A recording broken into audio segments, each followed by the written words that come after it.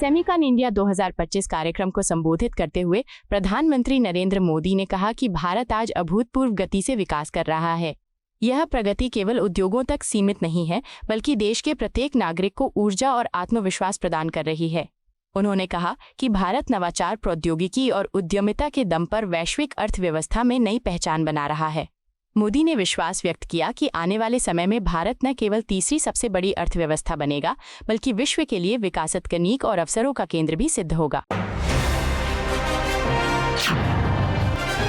पूर्णिया के सांसद पप्पू यादव ने राजद नेता तेजस्वी यादव के साथ अपने संबंधों पर कहा कि शिकायतें और आरोप प्रत्यारोप राजनीति का हिस्सा हैं, लेकिन इनका कोई स्थायी महत्व नहीं होता। उन्होंने उदाहरण देते हुए कहा कि परिवारों में भी मतभेद होते हैं, फिर भी संबंध बने रहते हैं। इसी तरह राजनीतिक प्रतिस्पर्धा स्वाभाविक है। तेजस्वी यादव का अपना राजनीतिक दृष्टिकोण है और मेरा भी, लेकिन महागठबंधन की सामूहिक सोच और उद्देश्यों के अनुरूप हम साथ साथ आगे बढ़े हैं। हमारा मकसद केवल बिहार की जनता की सेवा और उनके भविष्य को मजबूत करना है। सेमिकॉन इंडिया 2025 कार्यक्रम को संबोधित करते हुए मुख्यमंत्री रेखा गुप्ता ने कहा कि प्रधानमंत्री नरेंद्र मोदी के दूरदर्शी नेतृत्व ने भारत को नई दिशा दी है। उन्होंने डिजाइन लिंक्ड प्रोत्साहन जैसी नीतियों और वैश्विक सीईओ को भारत में निवेश के लिए आमंत्रित करने की पहल की सराहना की। उन्होंने कहा कि इन प्रयासों के कारण भारत अब केवल एक उपभोक्ता बाजार नहीं रहा, बल्कि एक वैश्विक सेमीकंडक्टर केंद्र के रूप में उभरा है। यह उपलब्धि भारत को विश्व मानचित्र पर नई पहचान दिला रही है और आने वाले समय में देश को तकनीकी नेतृत्व की ओर ले जाएगी।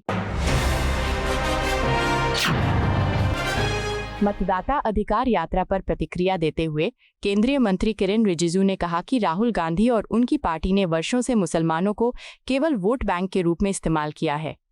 बिहार में इस यात्रा के दौरान देखा गया कि मुख्य रूप से मुस्लिम समुदाय को गुमराह करके शामिल किया गया, जबकि अन्य समुदाय और आम लोग इससे दूर रहे। रिजिजू ने कहा कि अल्पसंख्यक मामलों के मंत्री के रूप में वे जिम्मेदारी से ये कहना चाहते हैं कि यदि आज देश में मुसलमान गरीबी और पिछड़ेपन का सामना कर रहे हैं, तो इसका सबसे बड़ा कारण कांग्रेस की नीतियां हैं।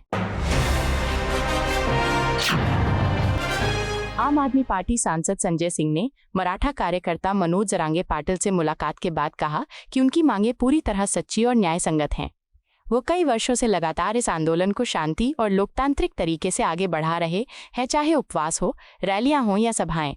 ये संघर्ष समाज के कमजोर और वंचित वर्गों को न्याय दिलाने की लड़ाई है।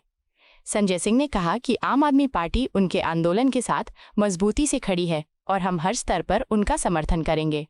उन्होंने विश्वास जताया कि जनता की आवाज को अनसुना नहीं किया जा सकता। केंद्रीय मंत्री गिरिराज सिंह ने कांग्रेस अध्यक्ष मल्लिकार्जुन खड़गे के बयान पर तीखी प्रतिक्रिया व्यक्त की। उन्होंने कहा कि खड़गे जी को नीतीश कुमार की चिंता करने की जरूरत नहीं है, बल्कि उन्हें राहुल गांधी की चिंता करनी चाहिए। आज देश की जनता कांग्रेस और उसके नेताओं को नकार चुकी है।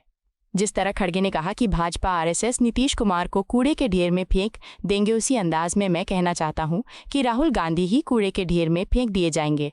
कांग्रेस का भविष्य अंधकारमय है और जनता ने इसे साफ कर दिया है। राहुल गांधी के हाइड्रोजन बम वाले बयान पर प्रतिक्रिया देते हुए भाजपा सांसद जगदम्बिका पाल ने कहा, राहुल गांधी को समझ नहीं आ रहा कि किस भाषा या शब्दों का इस्तेमाल करना चाहिए। उन्होंने मर्यादा की सारी हदें पार कर दी हैं। प्रधानमंत्री मोदी की मां को उनके मंच से गालियां दी गईं। क्या वो हिरोशिमा और नागासाकी के संदर्भ में हाइड्रोजन बम का इस्तेमाल कर रहे हैं? उन्हें थोड़ा पढ़ना और सीखना चाहिए। अगर वो इस पद के लायक नहीं हैं और लोकसभा में विपक्ष के नेता की गरिमा नहीं बनाए रख सकते, तो उन्हें आत्मचिंतन करना चाहिए और इस्तीफा दे देना चाहिए। उत्तर प्रदेश के उप मुख्यमंत्री केशव प्रसाद मौर्य ने कांग्रेस सांसद राहुल गांधी के हाइड्रोजन बम वाले बयान पर प्रतिक्रिया व्यक्त करते हुए कहा कि राहुल गांधी की बिहार यात्रा पूरी तरह फ्लॉप शो साबित हुई। जनता ने उन्हें नकार दिया है और यही कारण है कि वो केवल सुर्खियों में बने रहने के लिए ऐसे बयान देते हैं। मौर्य ने कहा कि राहुल गांधी के पास न तो कोई ठोस मुद्दा है और न ही कोई दृष्टि। वे सिर्फ ध्यान आकर्षित करने के लिए बयानबाजी कर रहे हैं। जनता अब ऐसे नेताओं को पहचान चुकी है और गुमराह नहीं होगी। भाजपा नेता अमित मालवीय के एक्स वाले पोस्ट पर प्रतिक्रिया देते हुए कांग्रेस नेता पवन खेड़ा कहते हैं, मुझे उनसे ही पता चला कि मेरे पास दूसरा एपिक कार्ड है। मैंने 2016-17 में इसे हटाने के लिए आवेदन किया था, लेकिन ऐसा लगता है कि ऐसा नहीं हुआ और इसके लिए चुनाव आयोग जिम्मेदार है। अनुराग ठाकुर ने जो किया, अमित मालवीय ने भी वही किया। वे दोनों हमें निशाना बनाना चाहते थे, लेकिन अंततः चुनाव आयोग पर ही निशाना साध बैठे। यही मुद्दा हम उठाते रहे हैं, यही राहुल गांधी कह रहे हैं। अब मैं जानना चाहता हूं कि क्या दिल्ली में मेरे वोट का दुरुपयोग हुआ और वो भाजपा को चला गया? मुझे सीसीटीवी फुटेज चाहिए।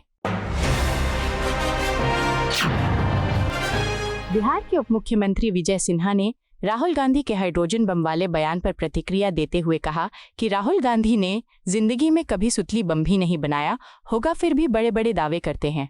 उनका ये बयान केवल ड्रामा और सुर्खियां बटोरने का प्रयास है।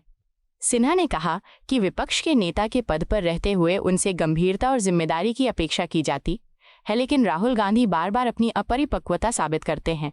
जनता अब उनके ऐसे बयानों को गंभीरता से नहीं लेती और देश विकास की राजनीति को ही स्वीकार कर रहा है। जेडीयू सचिव साकेत सिंह ने कहा कि आज़ादी के बाद से कांग्रेस और यूपीए सरकारों ने लगातार मुसलमानों और अन्य अल्पसंख्यकों को केवल वोट बैंक के रूप में इस्तेमाल किया। उन्होंने उनके नाम पर डर का माहौल बनाया और भाजपा को हमेशा एक खतरे के रूप में प्रस्तुत किया। लेकिन ये सच्चाई है कि जब अटल बिहारी वाजपेयी प्रधानमंत्री थे, तब भाजपा सरकार ने डॉक्टर एपीजे अब्दुल कलाम जैसे महान वैज्ञानिक को भारत का राष्ट्रपति बनाकर सम्मानित किया। मिसाइल मैन के रूप में उनके योगदान को मान्यता देना भाजपा की समावेशी सोच और सम्मानजनक राजनीति का प्रतीक है। आपको यह वीडियो पसंद आया हो तो इसे लाइक करें, हमारे चैनल को सब्सक्राइब करें।